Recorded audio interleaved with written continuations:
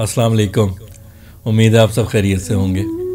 एक ताज़ा गज़ल पेश कर रहा हूँ।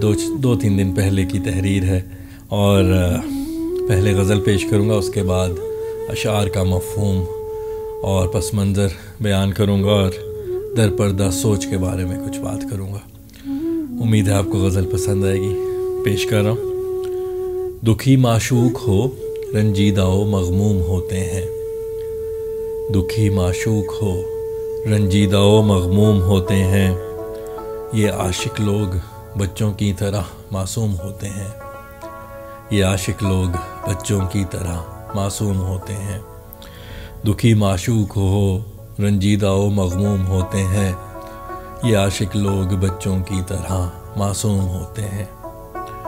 नहीं लगती है तेरी शिद्दत जज्बात पहले सी। नहीं लगती है तेरी शिद्दत जज्बात पहले सी। बहुत बदले हुए तेवर तेरे मालूम होते हैं। बहुत बदले हुए तेवर तेरे मालूम होते हैं। नहीं लगती है तेरी शिद्दत जज्बात पहले सी। बहुत बदले हुए तेवर तेरे मालूम होते हैं कुछ ऐसे मुअर्रिख यूं बदलते हैं हकीकत को। हैं कुछ ऐसे मुअर्रिख यूं बदलते हैं हकीकत को। जिन्हें ज़ालिम लिखे हैं दरअसल मज़लूम होते हैं। जिन्हें ज़ालिम लिखे हैं दरअसल मज़लूम होते हैं कुछ ऐसे मुअर्रिख यूं बदलते हैं हकीकत को।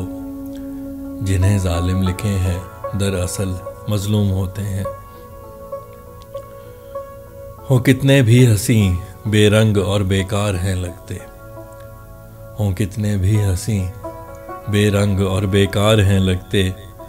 नज़ारे जो तुम्हारी दीद से महरूम होते हैं। नज़ारे जो तुम्हारी दीद से महरूम होते हैं। हो कितने भी हंसी बेरंग और बेकार हैं लगते। नज़ारे जो तुम्हारी दीद से महरूम होते हैं।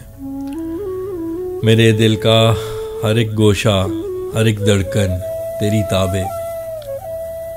मेरे दिल का हर एक गोशा हर एक धड़कन तेरी ताबे। ये तेरी सल्तनत है सब तेरे महकूम होते हैं। ये तेरी सल्तनत है सब तेरे महकूम होते हैं।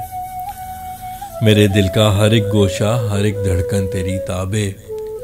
ये तेरी सल्तनत है सब तेरे महकूम होते हैं।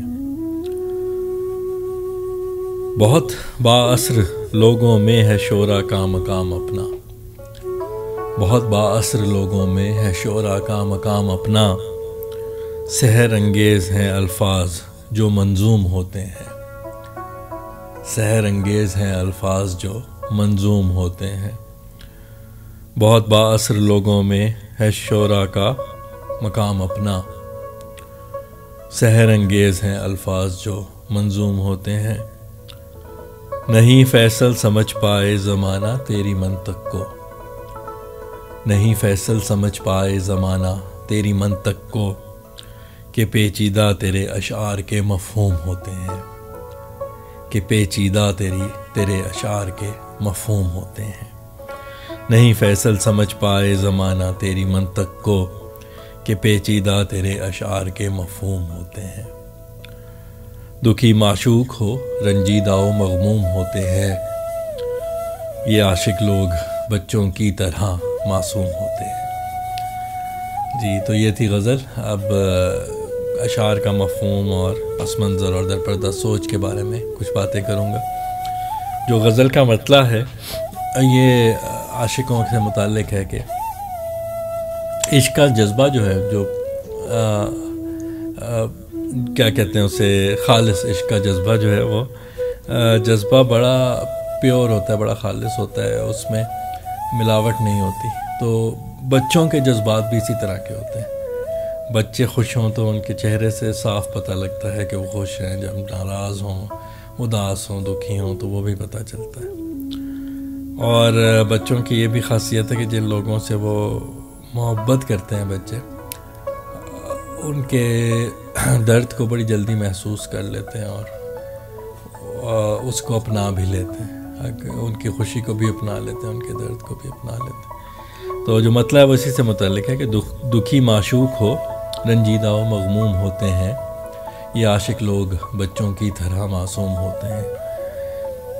اگلا جو شعر ہے وہ تغیرات کے متعلق ہے، تبدیلی کے متعلق ہے۔ وقت جیسے جیسے گزرتا ہے تو نیچرل سی بات ہے کہ جذبات میں تبدیلی آتی، وہ مزید مضبوط بھی ہو جاتے ہیں بعض اوقات کمزور پڑ جاتے ہیں، لیکن تبدیلی تو ناگزیر ہے۔ تو اس سے متعلق ہے، نہیں لگتی ہے تیری شدت جذبات پہلے سی، بہت بدلے ہوئے تیور تیرے معلوم ہوتے ہیں۔ اگلا جو شعر ہے وہ مورخ تاریخ کے متعلق ہے۔ تاریخ تو انسان تک وہی پہنچتی ہے جو مورخ لکھتا ہے۔ اب مورخ اگر چیز کو جس طرح لکھتا ہے اور اگر اس کی بات کو سننے والے اس پہ یقین رکھیں تو ان کے لیے تو تاریخ وہی ہے جو مورخ لکھ رہا ہے۔ لیکن بعض اوقات مورخ جو ہے وہ تاریخ کو مسخ کر دیتے ہیں اور یعنی جو حالات و واقعات اس طرح کے نہیں ہوتے جو وہ بیان کرتے ہیں، لیکن کیونکہ ان کی بات پہ یقین کیا جاتا ہے تو وہ اسی کو سچ مان لیا جاتا ہے۔ اس کے متعلق ہے کہ ہیں کچھ ایسے مورخ جو بدلتے ہیں ہیں کچھ ایسے مورخ یوں بدلتے ہیں حقیقت کو، جنہیں ظالم لکھے ہیں دراصل مظلوم ہوتے ہیں۔ اگلا جو شعر ہے وہ انسان کے لیے ماحول کی خوبصورتی بعض اوقات کسی شخص کی موجودگی پہ منحصر ہوتی، وہی منظر بہت خوبصورت ہو جاتا ہے، چاہے وہ ویسے بالکل بھی خوبصورت نہ ہو، لیکن اس ایک شخص کی موجودگی کی وجہ سے بہت خوبصورت ہو جاتا ہے۔ اور اسی طرح اگر کوئی منظر ویسے بہت ہی خوبصورت کیوں نہ ہو، لیکن اگر وہ شخص ساتھ نہ ہو تو اس منظر میں کوئی خوبصورتی نظر نہیں آتی۔ اس سے متعلق ہے کہ وہ کتنے بھی ہنسی بے رنگ اور بیکار ہیں لگتے، نظارے جو تمہاری دید سے محروم ہوتے ہیں۔ اگلا جو ہے وہ دل پہ جو ہے وہ محبوب کے حکومت سے متعلق ہے کہ دل اس کی سلطنت ہے۔ تو میرے دل کا ہر ایک گوشہ، ہر ایک دھڑکن تیری تابع،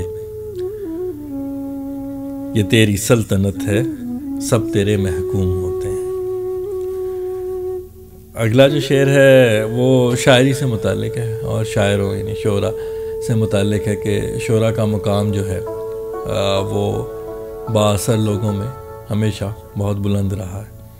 اس کی وجہ یہ ہے کہ شاعری انہیرنٹلی جو منظوم الفاظ ہیں یعنی نظم کی طرح، جو شاعری یعنی جو شعر ہوتے ہیں نثر کے مقابلے میں، شاعری جو ہے وہ بہت زیادہ اثر کرتی ہے دلوں پہ، اور اس وجہ سے جو شاعر وہ جب کوئی بات کرتے ہیں اور بڑی خوبصورت اشعار میں اس کو پرو کے کرتے ہیں تو اس کا اثر دلوں پہ بہت زیادہ ہوتا ہے، اور اسی وجہ سے یہ شعر کا پس منظر بھی یہی ہے کہ بہت بااثر لوگوں میں ہے شعراء کا مقام اپنا، بہت بااثر لوگوں میں ہے شعراء کا مقام اپنا، سحر انگیز ہیں الفاظ جو منظوم ہوتے ہیں، سحر انگیز ہیں الفاظ جو منظوم ہوتے ہیں۔ اگلا جو ہے وہ بعض اوقات ایسا ہوتا ہے کہ شاعر کا جو شاعری بہت کمپلیکیٹڈ ہوتی ہے، بیکاز جس میں یہ ایکسپلین کرتا ہوں اپنا پوائنٹ آف ویو، اپنا نقطۂ نظر ہر غزل کے بعد میں ایکسپلین کرتا ہوں، تو اس طرح میرا پوائنٹ آف ویو، میرا نقطۂ نظر لوگوں تک پہنچتا ہے۔ لیکن اگر ایسا نہ کیا جائے تو کئی دفعہ ہوتا ہے کہ بیکاز اکثر اشعار کا کہ بہت سے مطلب نکل آتے ہیں، اس کو اگر وہ پڑھنے والے کی نقطۂ نگاہ پہ انحصار ہوتا ہے کہ وہ اس کو کس طرح سمجھتا ہے۔ تو اس سے متعلق ہے کہ نہیں فیصل سمجھ پائے زمانہ تیری منطق کو، کہ پیچیدہ تیرے اشعار کے مفہوم ہوتے ہیں۔ نہیں فیصل سمجھ پائے زمانہ تیری منطق کو، کہ پیچیدہ تیرے اشعار کے مفہوم ہوتے ہیں۔ جی تو یہ تھی غزل اور اشعار کا مفہوم اور پس منظر اور در پردہ سوچ۔ امید ہے آپ کو غزل پسند آئی ہوگی، اور آپ نے امید ہے کہ اشعار کے مفہوم سے بھی لطف لیا ہوگا۔ تو اگلی غزل تک کے لیے آپ سے اجازت چاہتا ہوں۔ دعا کرتا ہوں کہ آپ خوش و خرم رہیں، آباد رہیں، بیماریوں اور آزمائشوں سے محفوظ رہیں۔ خوش رہیے، خوش رکھیے۔ اگلی غزل تک کے لیے اللہ حافظ۔